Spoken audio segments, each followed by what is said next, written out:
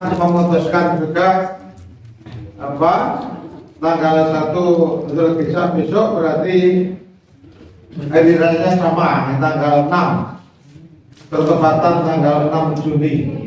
Insya Allah sama. Meskipun kemarin masih belum pasti karena menunggu sidang isbat menunggu dari laporan tim rukyah yang di beberapa daerah. Karena kalau dilihat data ilmu hisab itu di Jogja baru 1 derajat 27 menit 7 detik yang secara ilmu belum bisa dilihat. Tapi saya dapat info kemarin di Aceh sudah 3 derajat. Nah, kalau 3 derajat di Aceh ya kemungkinan besar bisa dilihat. Karena sudah menjadi kesepakatan ya Menteri Agama 5 negara aja yang disingkat MABIM itu kalau sudah 3 derajat meskipun hilal tidak bisa dilihat karena mendung maka imkanul ru'yah secara umum 3 derajat itu bisa dilihat besok tanggal 1. Tapi tadi sudah ada berita bahwasanya sudah ada tim ru'yah yang sudah bisa melihat hilal. Nah, maka kemungkinan pemerintah mungkin kalau ada yang melihat di berita-berita online, pemerintah kemungkinan besok juga, besok sudah tanggal 1 ya. Kalau di Saudi apalagi Saudi semakin ke barat tinggi hilal semakin tinggi. Di Saudi kemungkinan sudah 5 derajat lebih di Saudi ya. Nah, di Indonesia tadi karena Indonesia kan panjang kan, Indonesia panjang di Jogja ya. Hitungnya di Jogja itu yang tim hisab Jogja, nah itu tadi 1 derajat 27 menit 7 detik. Saya hafal karena beberapa kali saya sampaikan,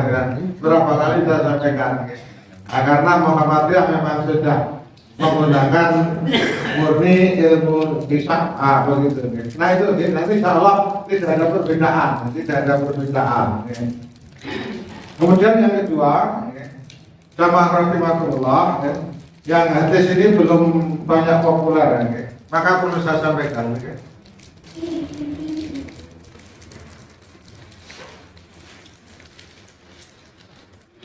biasanya ada LCD bisa saya tayangkan ini nanti kalau ada yang meminta filenya, kalau ada yang bawa flash disk ini. Hari Raya Idul Adha sebelumnya sudah ada amalan sunnah yang sangat dianjurkan. Kalau Idul Fitri ada yang wajib puasa Ramadan sebulan. Kemudian malamnya kita disunahkan salat tarawih.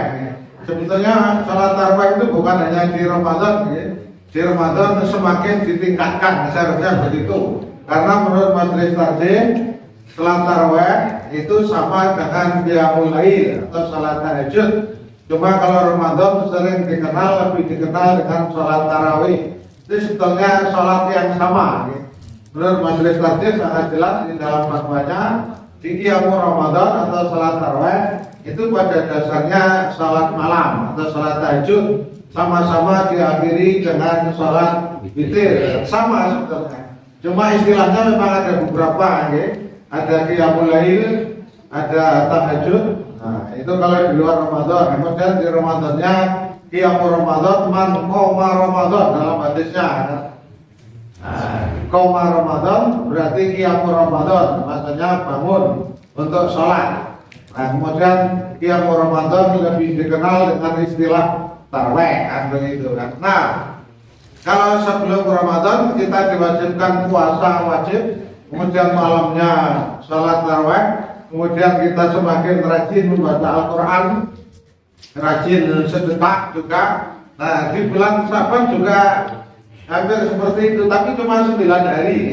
Nah yang ini hadisnya belum populer, monggo nanti mulai diamalkan. Ini sebetulnya sudah ada buku tuntunan dari Majelis Tarjih BBM. Kebetulan waktu itu saya juga termasuk tim yang menyusun bukunya. Ini ada buku saku kecil tapi saya sudah habis dulu saya dikasih banyak, kita dibagikan ke cabang-cabang ranting-ranting di setiap anggota Majelis Tarjih. Waktu itu ini untuk sosialisasi. Tapi saya ada filenya ya, nanti monggo dari pengurus. Kalau menginginkan filenya, nanti bisa dikasih ya, fotokopi apa dari laptop ya. Ada filenya ya. Itu dibuat saya ingat saya tahun 2013 saya ingat saya pas membuat tuntunan amal ibadah di bulan Dzulhijjah. Nah ini file yang saya buka juga itu. Nah di sana disebutkan satu hadis riwayat Imam Ahmad, Abu Dawud, Tirmidzi dan Ibnu Majah bersumber dari sahabat Abdullah bin Abbas radhiyallahu anhu maka telah bersabda Rasulullah sallallahu alaihi wasallam, "Ma min ayyamin," tidak ada hari-hari al-amalu saleh biha yang mana beramal saleh pada hari-hari tersebut ahabbu ilallah, paling dicintai oleh Allah. Di beramal saleh yang paling dicintai oleh Allah. Min hadhil ayam, daripada hari-hari ini, yakni ayyamal asri, yaitu hari 10 awal di bulan Dzulhijjah. Hadis ini. Maka di 10 awal Dzulhijjah kita sangat dianjurkan untuk meningkatkan amal soleh. Nanti saya jelaskan lagi amal solehnya apa. Kalau para sahabat bertanya, ya Rasulullah, wahai Rasulullah, walal jihadu fi sabilillah. Wahai Rasulullah, apakah jihad fi sabilillah tidak bisa mengalahkan amalan di 10 hari awal Dzulhijjah? Maka Rasulullah pun menjawab, wala jihadu fi sabilillah, tidak juga jihad fi sabilillah bisa mengalahkannya ilah, kecuali, ada kecualinya. Rajulun kharaja, seseorang yang keluar dari rumahnya untuk jihad binafsihi wa malihi, dengan jiwa dan hartanya. Karena waktu itu ketika orang perang ya, senjata bawa sendiri, bekal bawa sendiri. Kalau sekarang, kalau tentara kan semuanya difasilitasi pemerintah ya. Dari mulai senjata, bekal, semuanya kan pemerintah kan.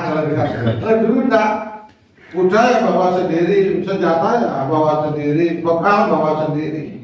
Maka di sini disebutkan dengan jiwa dan hartanya. Kecuali orang yang berjihad dengan jiwa dan hartanya, falam yarji min dalika bisain, kemudian dia tidak kembali dengan membawa sesuatu apapun. Tidak kembali min dalika bisain, dia tidak kembali dengan membawa apapun. Maksudnya jiwanya juga tidak kembali, hartanya juga tidak. Maksudnya gugur syahid. Maka mati syahid itulah baru yang bisa mengalahkan amal soleh di 10 awal bulan Dzulhijjah.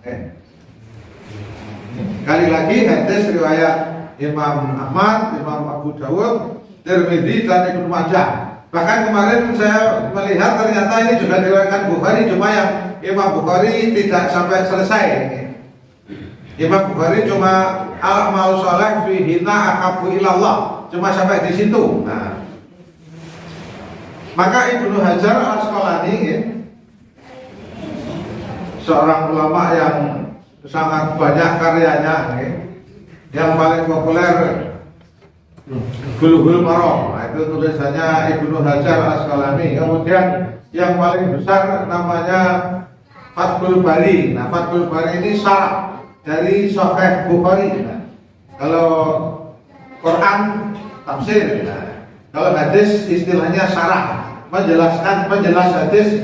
Kalau tafsir menjelaskan Quran, nah, kalau syarah itu menjelaskan hadis. Nah, maka Imam Ibnu Hajar Al-Asqalani mengatakan, wa tusdila bihadal hadis, dari hadis ini bisa disimpulkan min fadli syami min awali Dzulhijjah, keutamaan berpuasa di awal bulan Dzulhijjah, indiraj shaum minal amal, karena puasa itu termasuk amal soleh. Hadis tadi kan tidak menyebutkan amal solehnya apa. Amal solehnya ya apa saja. Seluruh amal soleh ditingkatkan. Yang biasanya ngajinya seminggu hanya dapat 5 lembar, nah sekarang seminggu paling tidak 1 juz umpamanya. Biasanya sholat sunnahnya hanya qobliyah subuh umpamanya atau ba'diyah maghrib, maka ketika di awal Dzulhijjah ini minimal rawatibnya penuh, kan minimal rawatibnya penuh. Yang biasanya tidak pernah salat duha. Yang biasanya tidak salat malam, salat malam. Salat malam tidak harus tidur dulu, ya sama dengan salat tarawih. Kalau malam berat ya setelah isya langsung salat malam boleh. Nah itu memang kadang kita sudah terpengaruh pendapat dulu, yang namanya sholat tahajud harus tidur dulu. Nah, itu bukan paham Muhammadiyah. Itu bukan paham Muhammadiyah. Memang saudara kita tadi yang namanya tahajud itu harus tidur dulu, tidak ada. Tarawih itu juga kita langsung. Nah cuma waktu yang paling utama al-sulus al-akhir minal lail. Yang paling utama itu sepertiga malam yang akhir. Kalau sepertiga malam akhir berat ya tidak apa-apa di awal waktu. Maka di dalam penjelasannya sangat jelas. Waktu boleh, waktu afdal, waktu yang boleh dan mana waktu yang utama. Nanti kalau membahas tentang sholat tahajud di sana dijelaskan waktu yang boleh dan waktu yang afdal. Waktu yang boleh pokoknya setelah sholat isya, sholat tahajud itu boleh. Bahkan ada satu hadis Nabi berwasiat kepada Abu Hurairah waktu itu, salah satu wasiatnya, jangan sebelum tidur kamu witir. Nah ini tidak mutlak. Ternyata di dalam hadis yang lain ada keterangan, jika kamu khawatir tidak bisa bangun malam, maka witirlah qabla ayyarqub, sebelum kamu tidur. Kalau takut tidak bisa bangun malam. Tapi barang siapa yang yakin malamnya bisa bangun, maka witirlah di akhir malam. Karena witir di akhir malam itu mahdhuratun, dihadiri, dalam riwayat yang lain masyhudatun, disaksikan oleh para malaikat. Nah, itu sangat jelas hadisnya. Witir sebelum tidur itu boleh. Nah, kita umpamanya capek, witir sebelum tidur boleh. Kok ternyata malam bisa bangun, sholat malam. Cuma kalau sudah witir di awal, sudah sholat malamnya tidak perlu ditutup witir. Witirnya di awal karena memang bukan kesengajaan, tapi utamanya witir itu penutup sholat malam. Tapi karena suatu hal, karena khawatir malamnya tidak bisa bangun, witir dulu tidak masalah. Tapi kalau sudah witir, kemudian malam bangun, cukup sholat malam yang genap, tidak perlu ditutup witir. Karena hadisnya la witrani bil laili, tidak ada dua witir dalam satu malam. Witirnya tidak perlu dibatalkan karena saudara kita kadang ada yang begitu. Saya dulu pernah di masjid kita atau bayat itu, karena dulu pernah imamnya, karena ketika Mbah Yai Abdul Manan setelah Mbah Basri, kemudian Mbah Abdul Manan tidak ada, diganti adiknya, yang adiknya itu lulusan pondok pesantren Nadiyin, tetapi sudah mau ikut kita. Kalau subuh sudah tidak kunut karena beliau yang bisa diimam. Tetapi untuk paham fikih masih terbawa. Saya masih ingat dulu. Ketika setelah mengimami sholat tarawih witir, beliau sholat lagi satu rakaat. Ini sholat apa ini? Dan itu setiap sholat mesti begitu. Setiap witir itu menambah satu rakaat. Kemudian satu saat saya tanya, Mbak, ngapunten, jenengan kok setelah sholat witir sholat lagi setunggal rakaat, kok sholat nopo menika? Gue batal nih witir. Gue begitu sholat tahajud. Wah, ini wadah batalkan sholat. Tapi itulah. Tapi di Muhammadiyah itu artinya jelas. Nah, maka di Muhammadiyah itu yang namanya ibadah itu dasarnya jelas, bukan akal-akalan. Bukan akal. Ini tadi kan akal-akalan. Nah, ibadah itu bukan akal-akalan, ya, ada dasarnya tidak. Itu ibadah itu. Nah, kemarin saya juga ditanya di pas malam Sabtu di Minggir itu, Ustaz, berkorban atas orang yang meninggal itu ada beberapa pendapat. Tapi kenapa Muhammadiyah mengambil yang tidak membolehkan, tidak perlu berkorban atas yang meninggal? Ya karena memang tidak ada contoh dari Nabi. Karena ibadah itu dalil, ada dalil kita ikuti, tidak ada dalil tidak boleh kita ikuti. Karena itulah bid'ah. Maka Rasulullah sudah jaganya agar ibadah umat Islam itu terjaga tidak tercampur bid'ah. Tapi yang masih ada yang terjerumus dalam bid'ah. Andai kan boleh berkorban atas nama yang meninggal, tentu Rasulullah sudah mendahului kan. Ibunya Rasulullah juga belum pernah berkorban karena waktu itu belum ada syariat korban lagi ya. Meskipun itu dari Nabi Ibrahim, tetapi di masa jahiliyah korban seperti yang ditontonkan Nabi Ibrahim sudah tidak ada. Khadijah itu juga belum pernah berkorban. Berkorban itu mulai dilakukan oleh Rasulullah itu tahun 2 Hijrah. Di syariat korban itu pertama kali ditontonkan di zaman Rasulullah syariat Islam itu tahun 2 Hijriah. Khadijah tentu belum pernah korban loh. Khadijah wafat ketika masih di Mekah, belum sempat korban. Rasulullah tidak pernah berkorban atas nama Khadijah dan saudara-saudara yang lain, dan Nabi juga sama sekali tidak pernah bersabda berkorbanlah atas nama orang tuamu yang sudah meninggal. Kan tidak ada sama. Nah, maka jawabannya karena memang tidak ada satupun perintah Rasulullah, dan Rasulullah juga tidak pernah mencontohkan berkorban atas nama yang meninggal. Nah, itu jawabannya. Kemudian ketika saya ngisi di Blawong, bagaimana Ustaz cara menjelaskan, karena masih banyak yang ngeyel, masih banyak yang ngeyel. Tetap pokoknya atas nama ibu atau bapak yang sudah meninggal. Jawaban pamungkas. Ini pengalaman dari saudara kita PCM Imogiri. Semalam saya ngisi di Imogiri. Saya rutin di Imogiri tiap malam Selasa. Rutin di sana PCM-nya setiap malam Selasa. Tapi khusus para dai-dainya, ya yang umum juga boleh tapi jarang ya, karena sudah pengajian yang pendalaman kan. Jawaban terakhir begini, dikasih dalil kayak apapun nggak mempan. Dikasih dalil kayak apapun nggak mempan. Nah, jawaban pamungkas. Nah, itu pengalaman, bukan dari saya, pengalaman dari teman di Mogiri. Waktu itu di tempat kita juga ada begitu Ustaz, karena waktu itu ada yang bertanya, kemudian ada salah seorang dari waktu di Lombok waktu itu ada teman dari Mogiri. Konsekuensinya kalau atas nama yang meninggal jenengan tidak dapat sepertiga. Tidak ada sing almarhum.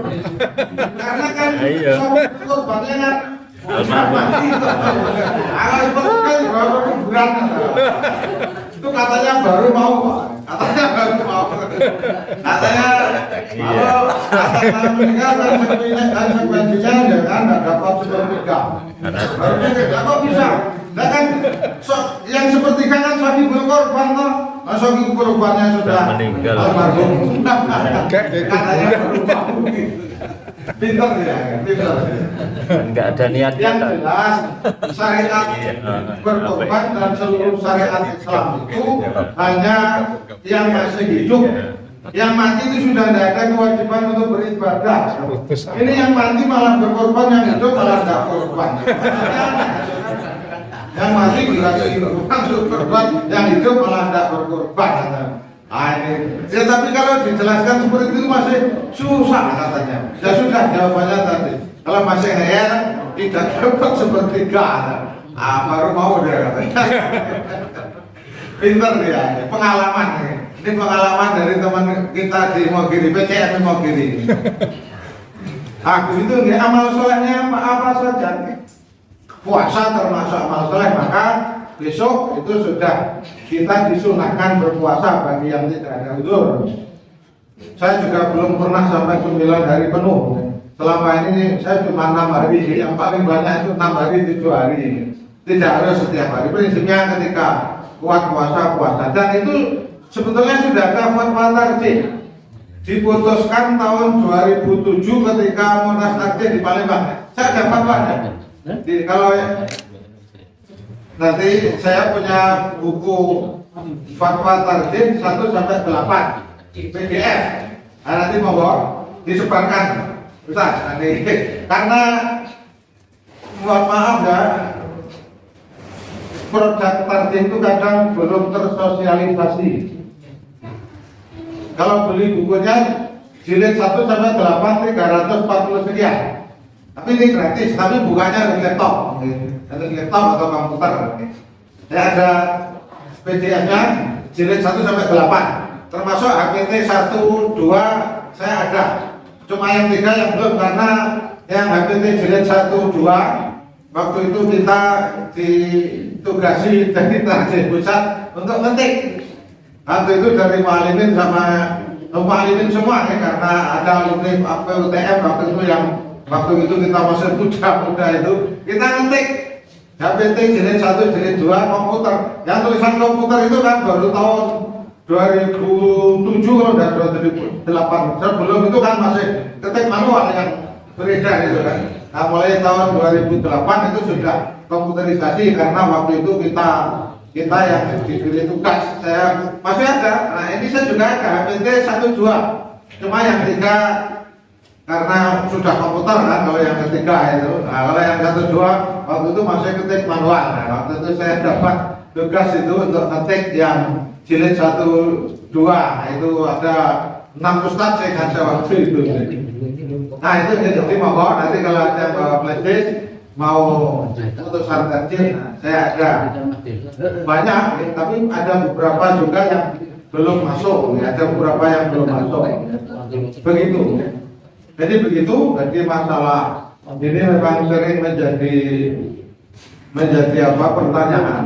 Nanti mohon kalau ada di masyarakat ada permasalahan juga bisa ditanyakan. Nah, besok hari raya bertepatan hari Jumat tanggal 6. Nah, ini juga fikihnya perlu dijelaskan. Karena masih saja ada yang orang sudah dijelaskan kadang belum paham juga. Hadisnya memang sangat jelas. Qad ijtama'a fi yaumikum hadza idani. Sungguh telah bertemu pada harimu ini 2 hari raya. Jumat itu hari raya mingguan. Maka Jumat itu sering disebut Sayyidul Ayyam, itu waktunya hari. Dan hari raya Idul Fitri atau Adha yang tahunan. Pada hari ini telah bertemu 2 hari raya. Faman sya'a ajza'ahu minal jumu'ah. Barang siapa yang mau itu sudah mencukupinya dari Jumat. Maksudnya sudah tidak Jumatan secara hukum tidak apa-apa, tapi zuhur tetap. Wa inna mujammi'un, tetapi kami tetap melaksanakan Jumatan. Maksudnya apa? Masjid tetap wajib diadakan Jumat, jangan sampai masjidnya libur, tidak boleh. Masjid tetap ada Jumatan, karena apa? Karena bisa jadi paginya tidak sholat Id, tetap ada Jumatan. Nanti mau Jumatan masjidnya libur, jadi susah kan? Maka masjid tetap melaksanakan Jumat. Tapi bagi pribadi boleh aku tidak usah Jumatan karena lelah namanya. Atau apalagi pas korbannya nanggung. Nanti kalau mandi balik lagi kerja nanggung. Selesaikan korbannya, nanti sudah ada Jumat. Nah masalah boleh, tidak dosa. Karena hadisnya sudah sangat jelas bahwa faman sya'a ajza'ahu minal jumu'ah. Barang siapa yang mau sholat Idnya itu sudah mencukupi dari Jumatan. Cuma wa inna mujammi'un, tapi kami tetap melaksanakan Jumatan. Karena apa? Bisa jadi yang paginya ada yang tidak Jumatan kan tetap wajib Jumat, yang paginya tidak ikut sholat Id, Jumatnya kan tetap wajib. Nah ini asbabul wurud. Nah cerita awalnya dulu, kalau mau baca hadis itu istilahnya asbabul wurud. Kalau Quran kan asbabun nuzul, sebab turunnya Al-Quran. Nah kalau hadis itu istilahnya asbabul wurud, sebab Nabi bersabda. Nah ceritanya waktu itu di zaman Nabi itu yang namanya sholat Jumat, sholat itu semuanya ke Masjid Nabawi. Kalau sholat Jumat, kalau sholat ya di tanah lapang di kota Madinah, tidak jauh dari Masjid Nabawi. Padahal orang kampung, orang-orang Baduy terutama itu kalau tinggalnya di pegunungan dan tidak dekat, ya. Ada yang sampai 15 kilo juga waktu itu. Nah paginya sudah ke Madinah, kemudian pulang untuk menyembelih kurban, balik lagi ke Madinah kan kasihan berat. Nah maka Rasulullah memberi rukhsah itu. Maka bagi yang tidak ada mundur, tidak ada kesusahan Jumatan tentu lebih utama. Tapi bagi yang ada udur, selesaikan korban tadi ya tidak apa-apa, selesai menyelesaikan apa untuk mengurusi korban secara hukum boleh. Nah, begitu. Secara hukum boleh ya. Begitu. Nah, kemudian ada hadis lain dari Ibnu Umar, yang tadi dari Ibnu Abbas, ini dari Ibnu Umar yang namanya sama Abdullah, Abdullah bin Umar, Abdullah bin Abbas. Kalau Abdullah bin Umar, Abdullah bin Abbas, maka radhiyallahu anhuma. Saya dulu bertanya, kok Abdullah bin Umar, Ibnu Umar sama Ibnu Abbas kok mesti radhiyallahu anhuma? Kenapa yang lain kok cuma radhiyallahu anhu? Karena belum belajar kan, menjadi pertanyaan bahwa ternyata ada ilmunya. Karena dua-duanya sudah muslim. Abdullah muslim, bapaknya Umar juga muslim. Abdullah muslim, Abbas juga muslim. Maka radhiyallahu anhuma, semoga Allah meridhai keduanya, anak dan bapak. Nah itu ceritanya begitu. Radhiyallahu anhuma. Kalau Abu Bakar, kenapa kalau Abu Bakar cuma radhiyallahu anhu? Karena ketika menyebut Abu Bakar tidak pernah disebutkan bapaknya, meskipun bapaknya muslim. Abu Bakar itu kan bin Abi Quhafah, namanya bapaknya Abu Bakar. Sudah muslim, tetapi ketika nyebut Abu Bakar kan tidak pernah ada binnya loh. Karena kalau sudah disebut kunyah itu apa ya? Gelar. Julukan Abu Bakar. Itu kunyah, ada abunya itu. Jadi menjadi istilah di sana Abu Hurairah. Maka kalau sudah ada abunya biasanya tidak disebutkan binnya karena orangnya sudah pasti, orangnya sudah jelas. Tapi kalau hanya disebut nama itu banyak yang sama. Abdullah sahabat itu ada 10. Tapi yang terkenal Abdullah bin Abbas, Abdullah bin Umar, Abdullah bin Mas'ud, Abdullah bin Amr. Ini 4 sahabat yang paling banyak beredar hadis, yang disering disebut abadilah di dalam ilmu hadis. Kalau disebut Usman itu juga ada beberapa. Usman itu ada beberapa. Ali juga ada beberapa. Maka pas disebut bin Ali anaknya siapa? Tapi kalau sudah Abu, itu gelar cuma satu. Abu Bakar itu cuma satu, tidak ada yang lain. Abu Hurairah itu juga cuma satu. Yang kadang karena sudah populer julukan, nama aslinya kita banyak tidak tahu. Abu Bakar itu dengan mungkin siapa yang tahu nama aslinya Abu Bakar? Mungkin tidak ada yang tahu. Abu Bakar itu nama aslinya juga Abdullah. Abu Bakar itu nama aslinya Abdullah. Cuma oleh Rasulullah dijuluki Abu Bakar karena dia sahabat yang paling pertama masuk Islam di luar keluarga Nabi. Abu Bakar itu sahabat pertama kali yang masuk Islam di luar kerabat Nabi. Yang pertama kali kan Khadijah, kan kemudian Ali yang sepupunya sendiri, anak-anaknya, saudara. Nah Abu Bakar itu sahabat di luar keluarga Nabi yang pertama kali masuk Islam. Nah maka oleh Nabi dijuluki Abu Bakar As-Siddiq yang selalu membenarkan ucapan Nabi kan gitu.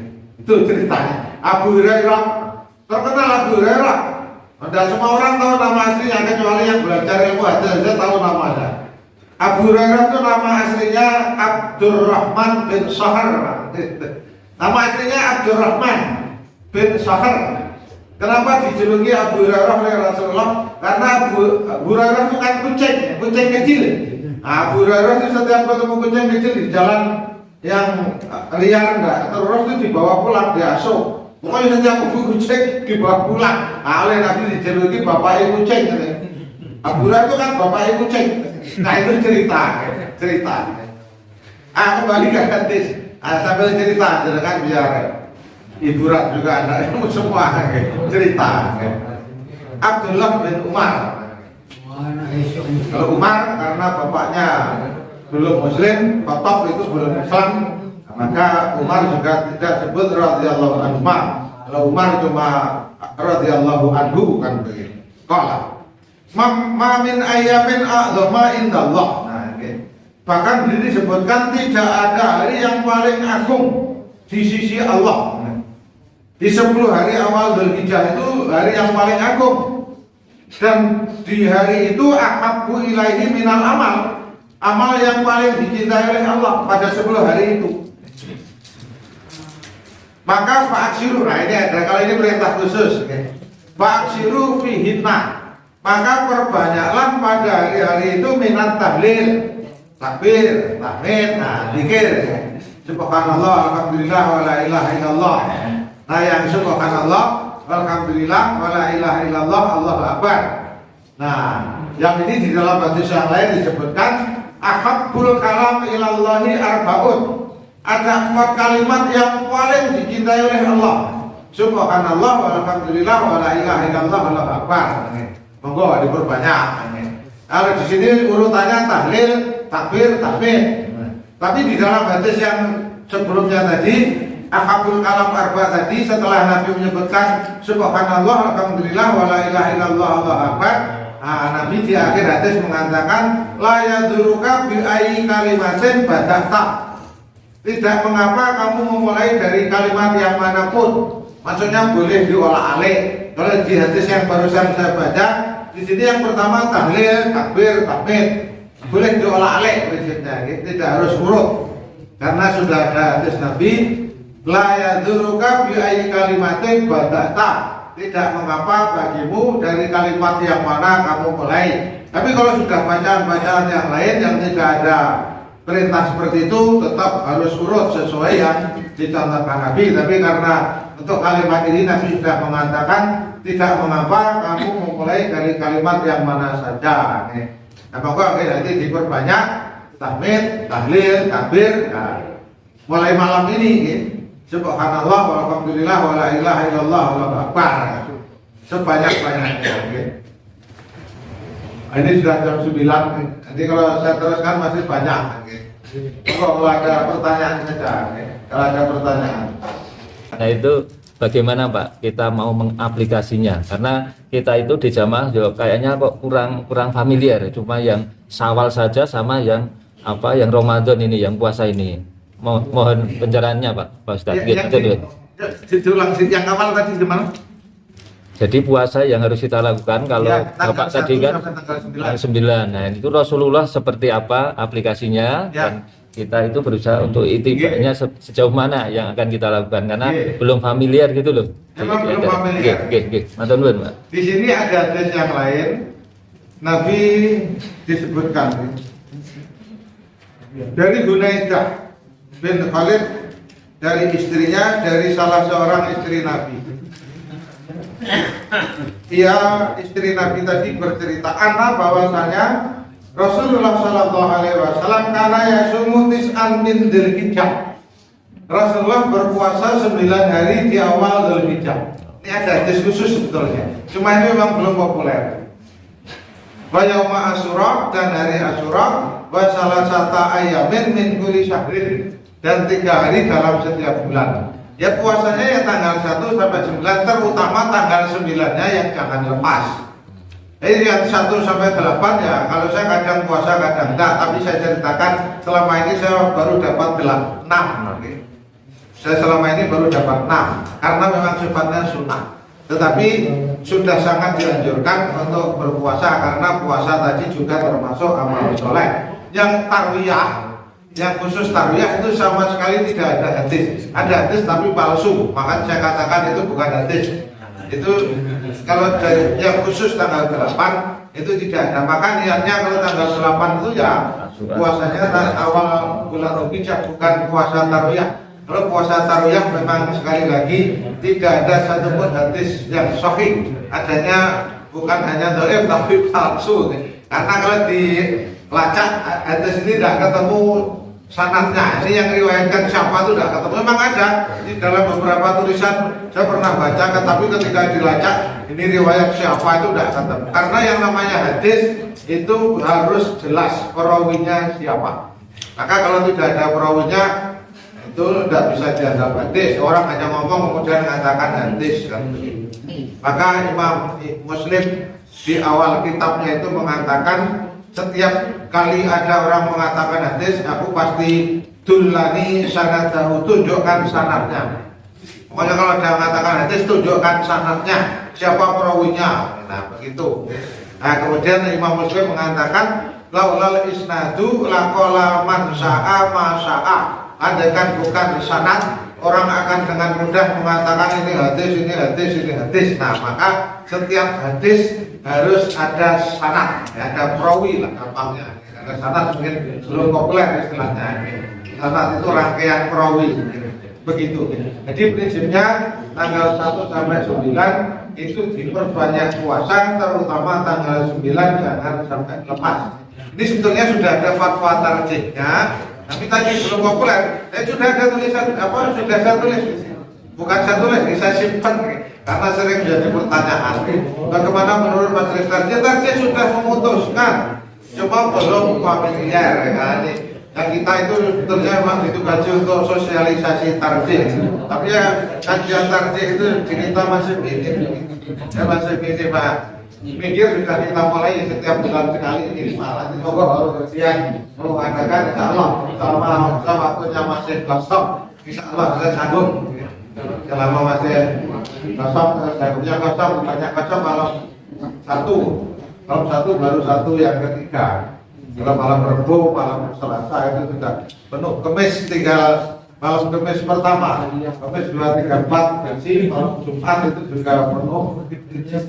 Nanti kalau mau mengadakan kajian tarjih khususnya mubalik karena mubalik nanti biar nyebarkan kepada yang lain. Jadi minimal yang disampaikan mubalik kita itu tidak menyalahi tarjih itu. Jadi monggo nanti kalau diadakan para mubalik ngadakan kajian tarjih, nah insyaallah. Monggo. Ada yang lain? Saya Pak. Monggo. Assalamualaikum warahmatullahi wabarakatuh. Saya mau tanya tentang masalah sholat subuh Pak. Sholat Subuh. ya. Itu ada dalilnya enggak ya? Benar. Saya kan istilahnya ada salah satu dengar di media sosial ya. Ada Ustaz yang bilang kalau keutamaan dari sholat subuh itu seperti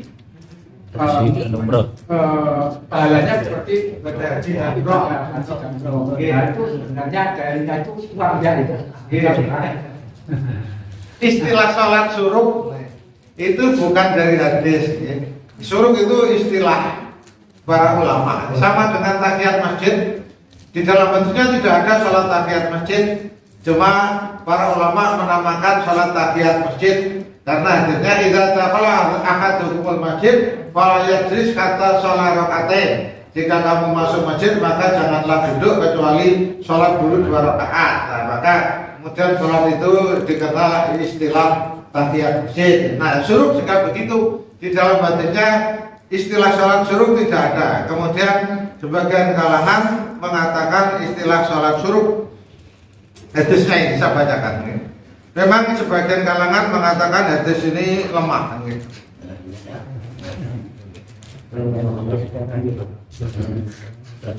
Ya bacakan dulu. Ada 2 sumber yang dari Anas dan dari tentunya Rubaiyah apa sih? Saya bacakan aja. Sudah ada tulisan saya. Ini karena sering ditanyakan. Tadi yang riwayat Imam Tirmidzi yang bersumber dari Anas yang pertama, saya bacakan. Man sholal ghada, barang siapa sholat subuh fi jama'atin dengan berjamaah. Perhatikan ya. Barang siapa sholat subuh fi jama'atin dengan berjamaah di masjid. Cuma kok ada kemudian ia tetap duduk di masjid. Yadkurullah, berzikir kepada Allah. Kata tatlu as-samsu sehingga terbitlah matahari. Dan ketika matahari sudah sempurna terbitnya, summa sholat rakaatain, kemudian dia sholat 2 rakaat. Kanat lahu, maka baginya kajari hajatin wa umratin, baginya seperti pahala haji dan umrah. Tamatin, sempurna. Nah, ini tidak disebutkan nama sholatnya apa. Nah, kemudian yang bersumber dari Abi Umamah, sahabat yang lain Abi Umamah. Yang ini riwayat Imam At-Tabrani. Dari Abu Umamah.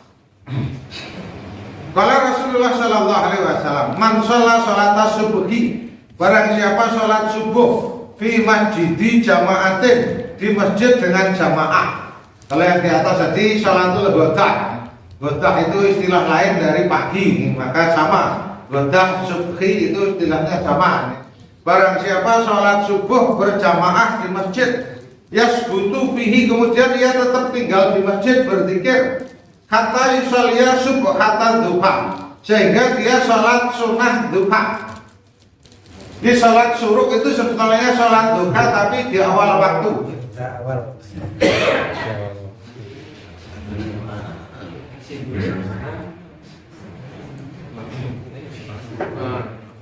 Kemudian dia sholat sunnah subuh, karena ka'ajri hajin, maka seperti pahala haji atau mu'tamirin atau umrah. Taman hajatuhu, sempurna hajinya. Taman umratuhu, sempurna umrah. Nah, ini artinya. Jadi sholat suruh itu sebetulnya sholat duha. Sholat duha di awal waktu. Sholat duha di awal waktu. Tapi tadi kalau ingin mendapatkan seperti pahala haji dan umrah, sholat subuh jamaah di masjid, kemudian dia tidak keluar di masjid berzikir sampai waktu duha, kemudian sholat 2 rakaat. Jadi ada syaratnya. Yang ingin dapat pahala haji umrah, ada syaratnya subuhnya berjamaah di masjid. Setelah itu dia tetap duduk di masjid berzikir, baru sholat 2 rakaat. Nah, hadis ini kalau menurut Syekh Albani disebutkan hadis ini hasan. Hasan itu di bawahnya sahih. Karena hadis itu secara umum ada 3. Ada sahih itu paling tinggi, hasan itu di tengah-tengah, kemudian dhaif. Kalau dhaif itu lemah yang tidak bisa dijadikan sebagai dalil. Itu dalilnya. Untuk niatnya sholatnya Ya subuh apa? Itu kan. Duha. Karena di dalam yang di atas tadi kan tidak disebutkan nama sholatnya, tapi hadis yang kedua yang dari Abi Umamah disebutkan subhatan duha. Nah, istilah subha itu di dalam hadis itu sholat sunnah. Ini istilah. Nah, kalau dikatakan tasbih, tidak ketemu. Ini yang memang di dalam hadis banyak hadis yang menyebutkan kata subha. Dan dulu juga tidak tahu subha ini apa artinya. Diartikan tasbih pada tempat, ternyata setelah lihat kamus istilah ini, oh ternyata subha itu sudah satu istilah sholat sunnah. Subhatan duha. Jadi sholat suruh itu sebetulnya sholat duha, tapi di awal waktu. Diawali dengan subuh berjamaah, kemudian tetap zikir di masjid. Nah, begitu. Begitu. Kalau masyarakat kalau masyarakat ini jam 9 di 14 menit. Kalau masih ada monggo Bapak. Jadi sebelum suaranya. Kedengaran Bapak, kedengaran ya. Pertanyaannya bagi yang kurban biasanya kan dilarang potong rambut sama kuku. Nah itu hadisnya kuat apa lemah? Kuat. Dilarang memotong kuku dan rambut. Pertanyaannya Bapak. Ya, bagi yang korban. Oh, transaksinya sangat sahih. Itu orang Muslim, orang Muslim. Terus pertanyaannya itu apa sangat sahih? Pasti sudah jelas Muslim. Seluruh ulama sepakat dengan Bukhari dan Muslim semuanya sahih. Kalau itu sudah ada perlu dijelaskan kesahihannya. Kalau yang Abu mengatakan masih ada yang lemah. Saya sudah Bukhari Muslim seluruh ulama sepakat dan orang ulama yang mengatakan ada Bahkan di riwayat bukan hanya Muslim, di sana disebutkan rawahul jamaah. Cuma yang sering jadi pertanyaan yang tadi masih ada ribut termasuk di grup Muhammadiyah yang tidak dipotong bukunya korban atau itu sangat jelas yang korban. Tadi sudah saya jelaskan sangat rinci. Masih ada perdebatan, tapi kemudian sudah saya jelaskan itu sudah ada pertanyaan lagi. Karena kadang memang di antara ulama, di antara ustaz masih ada yang tidak dipotong bukunya yang binatang. Apa gunanya motong? Gunanya Bukunya kambing kita juga ada gunanya. Tidak dilarang pun kita kan tidak potong. Sesuatu yang dilarang sementara itu memang sesuatu yang sudah biasa kita kerjakan. Dari sisi bahasa juga itu kemarin mereka sudah ada pesan ya ketika saya jelaskan dari sisi bahasa. Karena dari sisi bahasa buku manusia dengan buku kambing bahasa Arabnya beda. Nah, baru setelah saya jelaskan makna itu baru tidak bisa jawab. Karena kalau buku manusia itu alfar, tapi kalau buku kambing, buku sapi, buku kota itu istilahnya adalah bahasa Arabnya. Andai kan yang dimaksud tidak dipotong buku kambing atau buku sapi atau buku kota, tapi tidak menggunakan alfar, tapi menggunakan alfar, cermati itu hadisnya. Kalau bisa itu kan bisa jawab. Nah, apa gunanya kita motong bukunya sapi? Tidak dilarang pun kita juga akan potong. Kalau dulu kambing mungkin masih yang kambing diri untuk apa? Untuk kain buah. Kalau bulunya sapi itu apa? Untuk apa potong bulunya sapi? Begitu? Kita baca berapa? Tapi kalau masih ada pertanyaan, Pak. Ibu mungkin kalau ada pertanyaan. bagian gitu ya. Kalau saya ngaji banyak pertanyaan, bebas pertanyaan. Di luar masalah ini juga boleh. Mewakili. Kalau ada yang ragu, masalah salat tadi sudah salat suruh. Banyak pertanyaan-pertanyaan yang sudah saya bawa. Maju.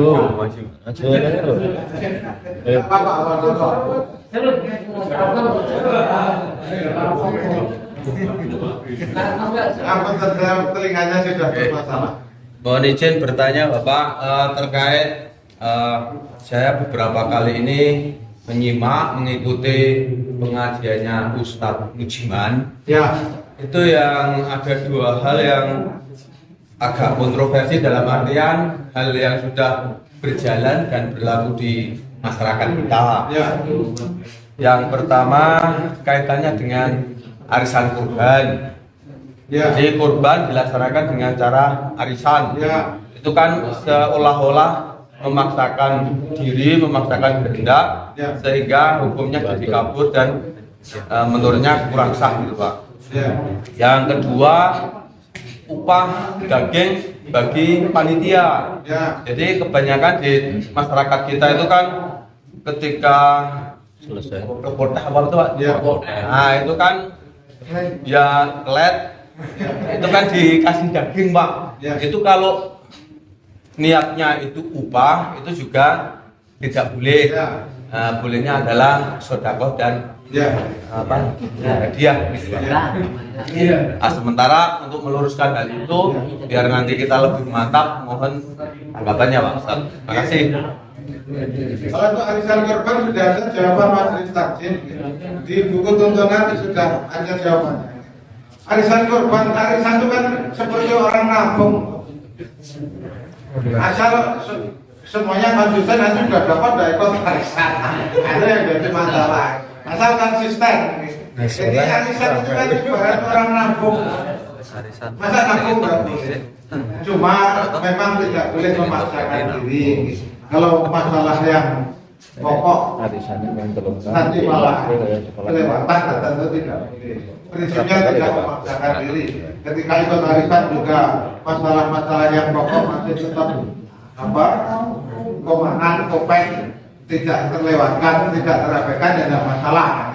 sama kemarin ada pertanyaan masih punya hutang cicilan, kemudian kita korban, kita punya hutang juga punya cicilan, akhirnya boleh nggak berkorban? Boleh. Prinsipnya sama, tidak memberatkan diri, apalagi kalau hutang sudah jatuh tempo, yang dihutangi juga pokoknya harus dibayar, ya berarti harus dibayar, karena bayar hutang itu kan wajib. Yang seperti itu masalah adami, urusan anak-anak. Kalau pengen korban padahal juga sudah jatuh tempo, bilang kepada yang kita hutangi, hutangnya dibayarnya bulan depan ya karena mau korban. Kalau boleh ya silakan berkorban, tapi kalau tidak boleh ya hutangnya dulu, karena jatuh tempo orang yang wajib bayar. Nah begitu. Kalau urusan adami sesama anak-anak maka harus mencari keridhaan. Sama biasanya apa korban pertanyaan yang ditanyakan, boleh tidak berkorban dengan hutang? Ya kalau hutangnya terprogram ya boleh. Kalau saya hutang dalam sekian bulan sudah lunas, tidak memberatkan, keperluan pokok juga masih tercukupi, nah itu nggak apa-apa. Tapi kalau hutang nanti malah urusan yang pokok kelewatan ya jadi tidak boleh ya kan? Maka perhitungan kemudian yang kedua apa tadi?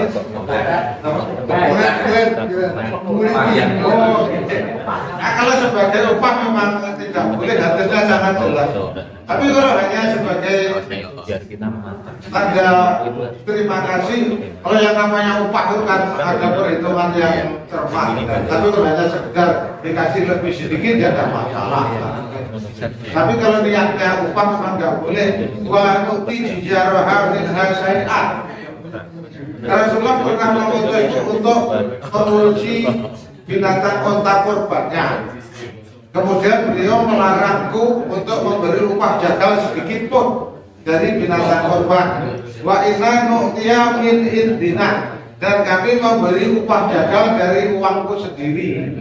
Jadi Ali yang ngasih upah uang penjagal.